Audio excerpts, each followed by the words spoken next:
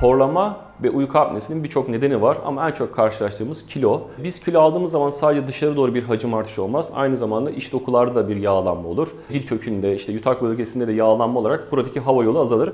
Bu da horlama ve uyku apnesinin neden olabilir. Ayrıca karın bölgesindeki yağlanma da olumsuz etkiler.